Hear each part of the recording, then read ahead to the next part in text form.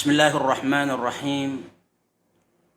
الحمد لله وبه نستعين وعليه نتوكل وصلى الله على نبينا محمد وعلى آله وأصحابه أجمعين. أما بعد، السلام عليكم ورحمة الله وبركاته. Purihin si Allah subhanahu wa ta'ala na ating Panginoon. Siya ang ating sinasamba at lahat ng papuri at pasasalamat ay para sa Kanya at tayo ay nananalangin na nawa ang kapayapaan at pagpapala ay ipagkaloob niya sa ating mahal na propeta Muhammad sallallahu alaihi wasallam, sampu ng kanyang mga pamilya, mga kasamahan at sa lahat ng tumatahak sa kanyang landas. Mga magulang at kapatid sa pananampalatayang Islam, ito na naman yung pagpapatuloy sa ating pag-aaral. Nandito na tayo sa pangatlong araw, episode 3 ng ating pag-aaral dito sa aklat na pinamagatang Ma la yas'ul muslima jahlu. Mga kaalaman na kung saan hindi maaaring ipagpawalang bahala ng isang Muslim. So kahapon, dun tayo sa paniniwala sa mga propeta. Kung saan, naipaliwanag natin yung ibang paliwanag patungkol sa paniniwala sa mga propeta. Kabilang dito ang ating mahal na propeta Muhammad sallallahu alaihi wasallam na siya ang pinakahuling propeta ni Allah subhanahu wa ta'ala. So mga kapatid, medyo bibigyan natin ng may kalawakang paliwanag patungkol sa ating mahal na propeta sallallahu alaihi wasallam, sapagkat ito ay isa sa mga napakahalaga, napakaimportante sa ating mga kamusliman na makilala ng lubusan kung sino nga ba si propeta Muhammad sallallahu alaihi wasallam, na siya ang huling propeta na ipinadala ni Allah subhanahu wa ta'ala sa sangkatauhan. At wala nang darating pang propeta pagkaraan ng ating propeta Muhammad sallallahu alaihi wasallam. So nabanggit natin kahapon na siya ay ipinanganak sa Makkah, na kung saan ang kanyang magulang, ang kanyang tatay ay si Abdullah bin Abd al-Muttalib al-Hashimi al-Qurashi. Yung kanyang tatay ay si Abdullah na anak ni Abdul Muttalib, kung saan kabilang siya sa pamilya ng Hashim at Quraysh na naninirahan sa Makkah.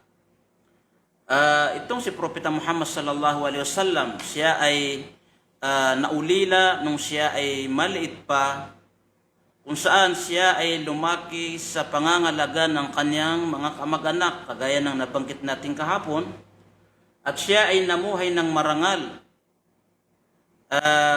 Siya ay nakilala bago siya hirangin bilang propeta na Al-Amin, ibig sabihin mapagkatiwalaan, dahil sa magagandang asal na kanyang ipinakita, ipinamalas sa mga kamag-anak niya o mga tao sa Makkah.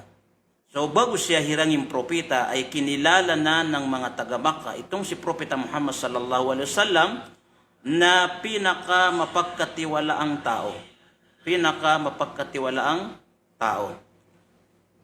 Siya ay namuhay ng marangal, bagaman siya ay naulila, subalit itinaguyod niya ang kanyang buhay. Nag-alaga siya ng tupa, tumatanggap siya ng bayad sa pag-aalaga ng mga hayop katulad ng tupa, at minsan din ay sumasama sa mga Arabo na kung saan dumadayo sa iba't ibang lugar para magtinda. So gayon din ang kabuhayan na tinahak ni Propeta Muhammad sallallahu alaihi wasallam nung siya ay bata pa, kung saan siya ay nasa pangangalaga ng kanyang mga kamag-anak. Sa edad ng 40, katulad ng nabanggit natin, siya ay hinirang bilang sugo nung magpakita sa kanya si Angel Gabriel sa isang liblib na lugar sa Makkah na kung tawagin Gari Hira, doon sa bundok ng Hira, at nagpakita roon sa kanya si Angel Gabriel, at doon na nagsimula ang paghirang sa kanya bilang propeta. At doon sa Hira, no, doon sa pangyayari sa bundok na yon, ang kauna-unahan revelasyon na ipinadala sa kanya yung Suratul Alaq na naglalaman ng mga kautusan katulad ng nababangkit doon na sinabi ni Allah Subhanahu wa Ta'ala, "Iqra bismi rabbikal ladzi khalaq." So yun ang simula ng paghirang sa kanya bilang propeta. So after ng maging o hirangin siya bilang propeta, siya ay nagsimula na mangaral sa kanyang sambayanan sa Makkah. At pinaliwanag niya sa mga kamag-anak niya sa kanyang sambayanan sa Makkah na siya ay huling propeta at mayroong mga revelasyon na ipinapadala sa kanya ng tagapaglikha sa pamamagitan ni Anghel Gabriel. So hinugol niya yung kanyang oras habang siya ay nasa Makkah upang ipalaganap sa kanyang mga kamag-anak at mga kakilala sa Makkah ang Islam. So yun ang naging buhay ni Propeta Muhammad sallallahu alaihi wasallam sa Makkah mula nung siya ay hirangin bilang propeta. Siya ay pinagkalooban ni Allah Subhanahu wa Ta'ala ng mga himala, yung mga miracle, mga himala na magpapatunay sa kanya na siya ay tunay na Diyos, siya ay tunay na propeta na nagmumula sa ating tagapaglikha.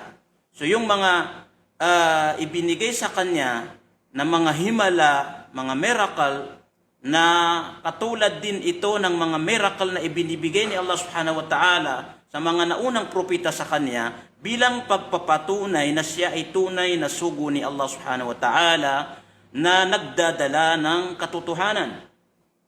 So, ginugol niya ang kanyang oras hanggat sa nung makilala na sa Makkah na mayroon siyang itinuturo na kakaiba sa mga katuruan na minana ng mga taga-Makkah sa kanilang mga ninuno. So tinutulan ito ng mga taga-Makkah. Ibig sabihin, hindi nila matanggap ang mga katuruan ni Propeta Muhammad sallallahu alaihi wasallam. Kung kaya pinagmalupitan ng mga taga-Makkah si Propeta Muhammad sallallahu alaihi wasallam, maging ang kanyang mga kasamahan na tumatanggap sa kanyang mga mensahe. Kung kaya upang bigyan ng proteksyon at ilayo ang mga mananampalataya sa mga masasamang balakin ng mga hindi tumatanggap sa mensahe ni Propeta Muhammad sallallahu alaihi wasallam at upang sila ay makalayo doon sa mga kalupitan na ginagawa ng mga Quraysh o mga hindi mananampalataya sa Makkah. So dumating ang kautusan upang ilikas ni Propeta Muhammad sallallahu alaihi wasallam ang mga mananampalataya mula sa Makkah patungong Madina. So ito ang nangyari, nilikas ni Propeta Muhammad sallallahu alaihi wasallam ang mga mananampalataya mula sa Makkah patungong Madina. So nang dumating sila sa Madina ay maluwag naman sila tinanggap ng mga taga Madina. At ang kauna-unahang na lugar na binabaan ni Propeta Muhammad sallallahu alaihi wasallam o tinuluyan niya sa Madina ay doon sa tinatawag natin na Quba, no? Isang lugar sa Madina na kung tawagin ay Quba, hanggat sa siya ay nagpatayo doon ng masjid, no? Nagpatayo doon ng masjid sa Quba at ito ay naging bahay dasalan ng mga mananampalataya nang dumating si Propeta sallallahu alaihi wasallam sa Madina. At pagkaraan niyang maitayo ang masjid sa Quba, siya ay tumuloy sa pinakasentro ng Madina kung saan doon itinayo ang kanyang masjid na tinatawag na Masjid Nabawi o kaya Masjid ng Propeta. At yun ang naging dahilan kung bakit lumaganap na ang Islam sa Madina. Si Propeta Muhammad sallallahu alaihi wasallam ay hindi lang pagpapaliwanag sa Islam ang kanyang naging ang kanyang pinagsisikapan nung siya ay dumating sa Madina, bagkus siya ay hinarap niya ang mga hindi mananampalataya na gumagawa ng mga kalupitan sa mga mananampalataya. Kung kaya, habang sila ay nasa Madina, sinugod sila ng mga Quraysh, no? Sinugod sila ng mga Quraysh hanggat sa nagkaroon ng digmaan, katulad ng digmaan sa Badar at ng sa Uhud. Ito ay bilang pangangalaga sa mga mananampalataya na hindi sila masakop ng mga hindi mananampalataya. So si Propeta Muhammad sallallahu alaihi wasallam, ginawa niya ang lahat, katulad ng pagpapaliwanag sa mga tao patungkol sa tunay na matuwid na pananampalataya, at inilayo ang kanyang mga kasamahan na mananampalataya doon sa mga masasama na balakin ng mga kaaway ng Islam. So ito ang naging nangyari habang ang Propeta sallallahu alaihi wasallam ay nasa Madina, at sinikap niyang mapalawak ang liderato ng Islam sa mga kalapit na lugar ng Madina. So doon nagsimula ang mga digmaan kung saan ang mga angkan o kaya mga tribo, mga lugar na kalapit ng Madina na hindi tumatanggap sa Islam, ay binibigyan sila ni Propeta Muhammad sallallahu alaihi wasallam na pagkakataon, binibigyan sila ng pagkakataon na alamin ng Islam, saliksikin ng Islam hanggat sa matanggap nila ito bilang relihiyon na makatotohanan na galing sa ating tagapaglikha.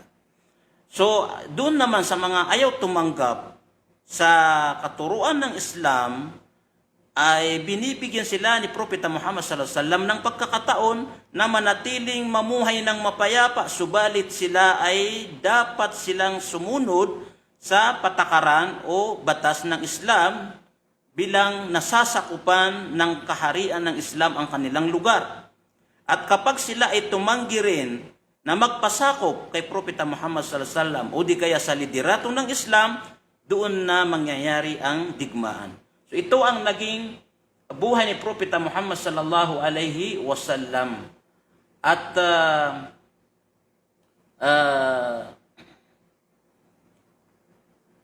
nang maitatag na ni Propeta Muhammad sallallahu alaihi wasallam ang Islam sa Madina at napalawak niya sa mga ibang lugar kung saan malapit sa Madina, si Propeta Muhammad sallallahu alaihi wasallam, kabilang sa mga makasaysayan na nangyari sa kanyang buhay, ang kanyang paglalakbay mula sa Madina patungong Makkah. Ito yung tinatawag natin na Hajjatul Wida, yung kahuli-ulian ng kanyang paglalakbay sa Makkah para isagawa ang Hajj.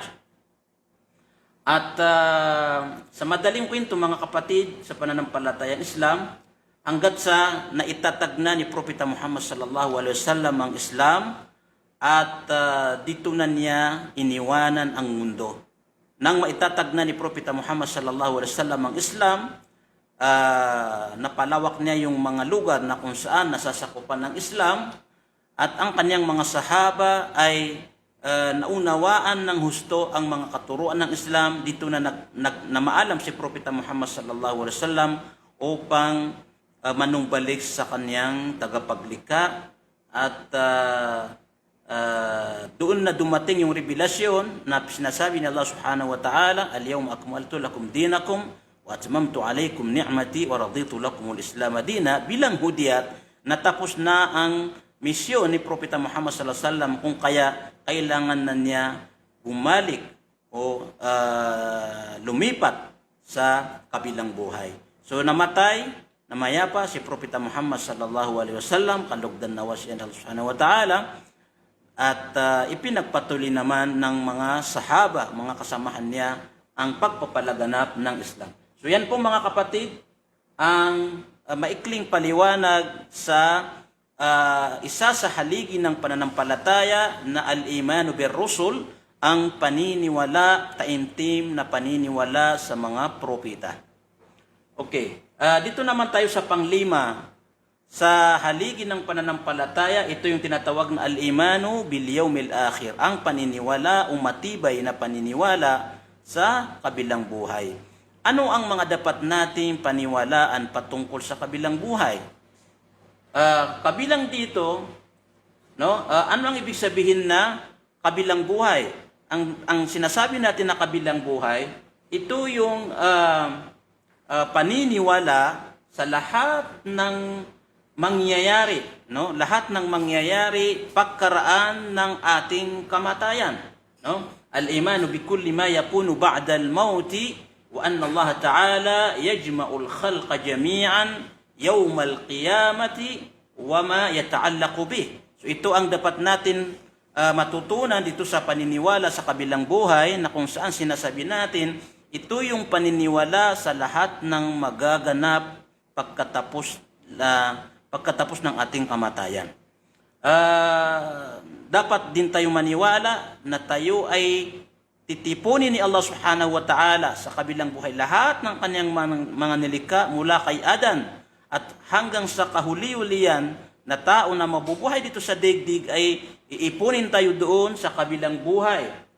At isa rin sa mga dapat nating paniwalaan dito sa tinatawag natin na kabilang buhay ay yung sakarat al-maut, yung mangyayari sa atin bago natin lisanin ang mundong ito, ay makakaranas tayo ng pagkahilo. Ito yung kapag malapit na tayo malagutan ng hininga, makakaramdam tayo ng pagkahilo. Ito yung tinatawag na sakarat al-maut. Kahit sinong mamamatay na mananampalataya ay makakatikim nito, makakaranas nito, na itong pagkahilo habang papalabas ang ating kaluluwa mula sa ating mga katawan, ay isa ito sa mga dapat nating hilingin kay Allah Subhanahu wa Ta'ala na huwag tayo pahirapan sa ganitong kalagayan. Okay? Kabilang din sa magaganap kapag tayo ay mamamaalam na dito sa daigdig, dahil tayo ay lilipat na sa kabilang buhay, ay yung paglabas ng ating kaluluwa mula sa ating mga katawan, no? Yung paglabas ng ating kaluluwa mula sa ating mga katawan, at ito ay aakyat, dadalhin ng mga anghel paakyat sa kalangitan. Okay? Dadalhin ng mga anghel paakyat sa kalangitan doon sa lugar kung saan tinitipon ni Allah Subhanahu wa Ta'ala ang mga kaluluwa, no? Katulad ng sinabi nila Subhanahu wa Ta'ala, yas'alunaka 'anir ruh, qulir ruhu min amri rabbik. O Propeta Muhammad sallallahu alaihi wasallam, sila ay magtatanong patungkol sa mga kaluluwa. Ibig sabihin, magtatanong ang mga tao sa iyo, Propeta Muhammad sallallahu alaihi wasallam, saan ba napupunta ang mga kaluluwa pagkaraan na ito ay lumabas sa katawan ng mga tao? So sabihin mo sa kanila na ang kaluluwa ay nasa pangangalaga ni Allah Subhanahu wa Ta'ala. Tanging siya lamang ang nakakaalam kung saan ito dinadala. So ang kaluluwa ng tao kapag tayo ay namatay ay iaakyat, dadalhin ng mga anghel sa kalangitan, kung saan dadalhin doon sa lugar na kung saan tinitipon ni Allah Subhanahu wa Ta'ala ang mga kaluluwa. At pagkatapos doon, mayroon din tayong paniniwala na may magaganap na mga katanungan doon sa ating libingan. Pagkaraan na tayo ay mamatay, tayo ay ililibing, at mayroon doon mga pagsusulit doon sa libingan, no?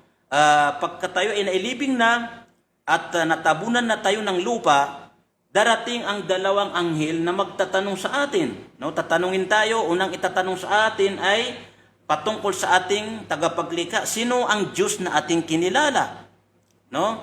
Pangalawang katanungan, sino ang propeta na ipinadala sa atin? Pangatlong katanungan, anong relihiyon na ating tinahak dito sa daigdig? So yan ang mga katanungan na dapat natin sagutin doon sa ating mga libingan. Una, yung ating sino ang ating kinilalang Diyos? No, kapag ikaw ay Muslim, ay masasagot natin yan na walang iba kundi si Allah Subhanahu wa Ta'ala. At sino ang propetang ipinadala sa atin? So masasagot natin yan dahil naniwala naman tayo, tinanggap natin na walang propeta na ipinadala sa atin na maliban kay Propeta Muhammad sallallahu alaihi wasallam. So yan ang mga katanungan na itatanong sa atin sa libingan. Dito rin sa libingan na ito, mayroong mga tao na kung saan masarap ang magiging pamumuhay nila sa loob ng kanilang mga libingan. Ito yung mga tao na kung saan pinatawad na ni Allah subhanahu wa ta'ala ang kanilang mga kasalanan at sila ay mamumuhay sa kanilang mga libingan na yung mga biyaya sa kanila ni Allah subhanahu wa ta'ala ay makakarating sa kanila dun sa kanilang libingan. Ibig sabihin, ang kanilang mga libingan ay magiging kabahagi ng paraiso. Yan ang mangyayari sa libingan ng mga mananampalataya. At mayroon ding mga tao na kung saan ang kanilang libingan ay magiging kabahagi ng impyerno. Kung kaya puro masakit, puro parusa ang kanilang matitikman doon sa kanilang mga libingan. Wal-iyadhu billah. So, yan ang isa sa mga dapat nating paniwalaan dito sa paniniwala sa kabilang buhay. Isa rin dito yung al-imanu bi asyratis sa'atis sughra. Dapat din tayong maniwala na bago magunaw ang mundo, mayroong magaganap na mga simbolo bilang hudyat na napapalapit na ang pagkagunaw ng mundo. Ito yung tinatawag na asyratus sughra, mga maliliit o pangunahing mga simbolo na nalalapit na ang pagkagunaw ng mundo. Katulad ng zuhurul fitan, yung paglaganap ng mga fitna, mga pagsubok, mga parusa, mga bagay na kung saan magpapalayo sa tao sa kanyang Panginoon. So yan ang tinatawag na fitna. Wa taghyiril ahwal, yung mga pagbabago. Marami tayong masasaksihan na mga pagbabago na kung saan hindi nangyari sa mga unang panahon. No? Mayroon din tayong tinatawag na alamatul kubra, yung mga malalaki na mga palatandaan na nalalapit na ang kabilang buhay o kaya nalalapit na ang pagkagunaw ng mundo. Katulad ng paglabas ng Masihid Dajjal, yung tinatawag natin na bulaang propeta, no? Na siya ay darating pagka malapit na magunawang mundo. Itong bulaang propeta, si Dajjal, ay darating siya sa mga tao upang iligaw sila. No? Gayon din, kabilang sa mga malalaking simbolo o palatandaan na nalalapit na ang araw ng mundo ay ang pagbabalik ni Hesus Kristo o si Isa alayhi salatu wassalam. So kabilang ito sa mga palatandaan na kung saan nalalapit na ang mundo kapag bumalik na si Isa alayhi salatu wassalam na upang patunayan na siya ay tunay na propeta na nagmula kay Allah subhanahu wa ta'ala. Wala siyang ipinangaral kundi ang katotohanan na nanggaling sa Diyos, at nagkamali ang mga nag-aangkin sa Kanya bilang Diyos, sumasamba sa Kanya, papatay niya ang mga baboy, babaliin niya ang mga cross. Yan ang magiging papel ni Isa alayhi salatu wassalam pagbalik niya dito sa mundo. Kabilang din sa dapat nating paniwalaan dito sa paniniwala sa kabilang buhay ay al-imanu bil mawqifil azimi 50,000 sana. Pagdating natin dun sa kabilang buhay na kung saan may lugar doon na titipunin ang mga tao, at itong lugar na ito, tatagal tayo dito ng 50 years, no? Tatagal tayo dito ng 50 years para litisin tayo sa ating mga ginawa dito sa daigdig. At dito sa kalagayan na ito, napakatindi ang kalagayan dahil ang araw na yaon ay ilalapit sa ating mga ulo na kung saan napakainit ang dating sa atin ng araw. Kaya may mga tao na talagang maliligo sila sa pawis, may mga taong aabot sa kanilang paa, yung kanilang tuhod, ang kanilang pawis. May mga taong darating, aabot sa kanilang baywang ang kanilang pawis. May mga taong lulubog na sila sa kanilang pawis sa sobrang tindi ng init sa araw na yun. So, yan ay isa rin yan sa magaganap doon sa kabilang buhay na dapat nating paniwalaan. Subalit, ang mga mananampalataya katulad natin, inshallah, kapag tayo ay nagsumikap sa pagsunod kay Allah subhanahu wa ta'ala, hindi natin mararamdaman ng init sapagkat may lilim doon na ibibigay ni Allah subhanahu wa ta'ala para sa mga mananampalataya upang hindi tayo mainitan doon sa araw na yaon. So, kabilang din sa dapat nating paniwalaan sa paniniwala sa kabilang buhay, ash-shafa'atul 'udma lin-nabi sallallahu alaihi wasallam 'inda rabbi, yung ipagkakaloob ni Allah subhanahu wa ta'ala na tulong. Ibibigay niya na kapangyarihan kay Propeta Muhammad sallallahu alaihi wasallam na matulungan niya yung kaniyang mga tagasunod. Ang ating Propeta Muhammad sallallahu alaihi wasallam ay bibigyan ni Allah subhanahu wa ta'ala ng syafa'a, pahintulot na tulungan niya, sagipin niya yung kaniyang mga tagasunod. Kung kaya kailangan natin mahalin si Propeta sallallahu alaihi wasallam, kailangan natin sumunod sa kaniyang mga ipinag-uutos, lumayo tayo sa mga bid'a, mga innovation na hindi naman ito ginawa ni Propeta Muhammad sallallahu alaihi wasallam upang tayo ay makinabang doon sa syafa'a na ipagkakaloob ni Allah subhanahu wa ta'ala kay Propeta Muhammad sallallahu alaihi wasallam. At mayroon din mangyayari doon na faslul qada bainal khalq, yung magkakaroon doon ng gantihan. Ibig sabihin, lahat ng nagawa natin sa kapwa nating tao ay pagbabayaran natin. Kapag mayroon tayong inabusong tao dito sa daigdig, anumang anyo ng pang-aabuso na ginawa ng tao ay pagbabayaran natin sa kabilang buhay. Kabilang yan sa dapat nating paniwalaan na mangyayari sa kabilang buhay. Isa rin kabilang din sa mga mangyayari sa kabilang buhay, yung mayroong mga syafa'at fi dukhulil jannah. Mayroon ding mga tao na makakatulong doon sa kapwa niya tao na kung saan ipagkakalob sa kanila ni Allah subhanahu wa ta'ala yung syafa'a para matulungan nila yung mga tao na dapat nilang tulungan. Katulad ng mga maalam sa Islam, pwede nila bibigyan sila ni Allah subhanahu wa ta'ala ng pahintulot na matulungan nila yung mga kamag-anak nila, yung mga malapit nilang kaibigan, no? Na sumunod din at nakinig din sa kanilang mga katuruan. Mayroon ding magaganap doon na kung saan yung ibang mga mapupunta sa impyerno ay maaaring mabawasan yung kanilang kaparusahan, no? Sa pamamagitan ng syafa'a na ipagkakalob sa kanila, o di kaya medyo pagagaanin sa kanila yung kasalanan dahil doon sa mga kadahilanan na ipagkakaloob ni Allah subhanahu wa ta'ala. Kabilang din sa dapat nating paniwalaan dito sa al-imanu bil yawmil akhir, paniniwala sa kabilang buhay, ay al-imanu bi ahwadin nabi sallallahu alaihi wasallam tushrabu minhu umamuhum. Mayroong patubigan doon si Propeta Muhammad sallallahu alaihi wasallam, hawd, na kung saan ito ay eksklusibong tubig na para kay Propeta Muhammad sallallahu alaihi wasallam upang painumin dito ang kanyang mga umma, yung kanyang mga tagasunod. At makakainom sila rito. Kapag sila ay nakainom sa tubig na ito, ay hindi na sila makakaranas pa ng uhaw. No? Ito yung sinasabi dito na man shariba minhu lam yadhma ba'da. Ang sinumang makainom dito sa tubig na ito na ibibigay kay Propeta Muhammad sallallahu alaihi wasallam ay hindi na makakaramdam pa ng uhaw habang buhay. Dapat din tayo maniwala, mga kapatid, na may paglilitis sa kabilang buhay.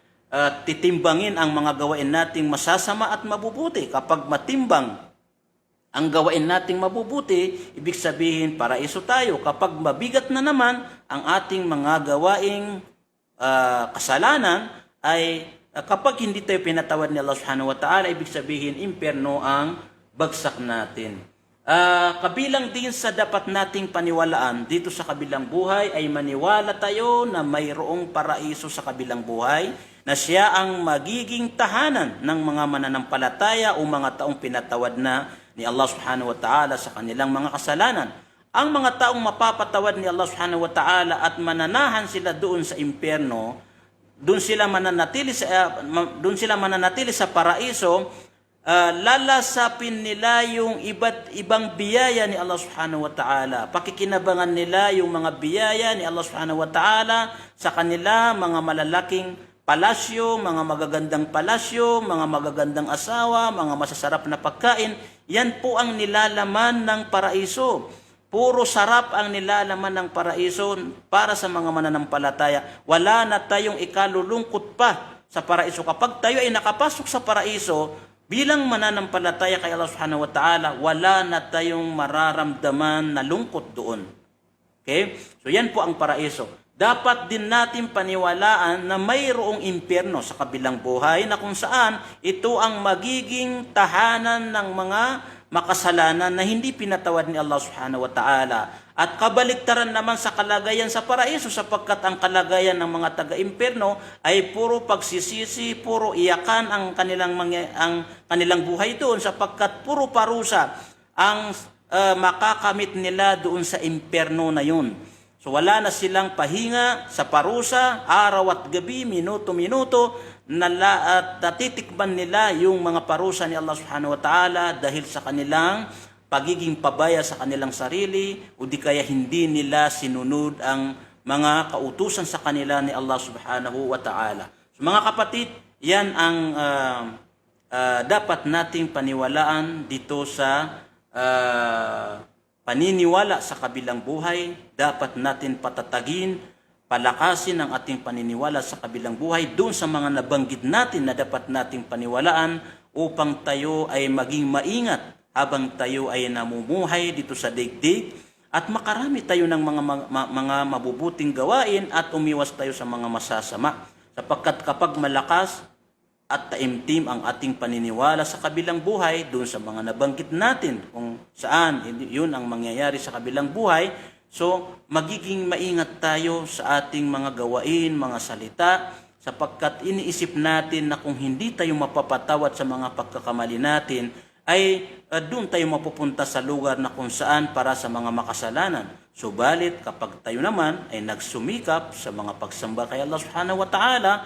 at doon naman tayo maninirahan sa paraiso na kung saan punong-puno ng biyaya ni Allah subhanahu wa ta'ala. Okay, mga kapatid, hanggang dito lamang ang ating episode 3 ngayong araw. Na-avail na natin yung 30 minutes. Huwag po natin kalilimutan para sigurado na tayo ay present kahit hindi natin mapanood ngayon o hindi tayo nakapanood ngayon, sa makalawa ay panoorin natin itong live natin at ilagay natin ang pangalan natin para sigurado na tayo ay mapapabilang sa mga makikinabang sa mga nakalaan na mga benepisyo dito sa pag-aaral natin pagkatapos natin mag-aral. At katulad na sinabi natin, every week mayroon tayong pagsusulit dito sa mga pinaliwanag natin itong 4 na araw, at hanggang sa araw ng Wednesday ang pagtanggap natin ng attendance, no? Ibig sabihin sa Thursday hindi na natin tatanggapin yung attendance ng mga sister at mga brother na hindi nanood sa mula Friday, Saturday, Sunday, Monday. Dahil sa Thursday, ibibigay natin yung mga katanungan para sagutin natin at doon naman natin ibabase yung mga grade natin pagkatapos ng pag-aaral natin. So, nagpapasalamat kami sa inyo sa inyong pagsubaybay. Jazakumullahu khairan. Subhanakallahumma wa bihamdik. Asyhadu an la ilaha illa anta astaghfiruka wa atubu ilaik. Wassalamu alaikum warahmatullahi wabarakatuh.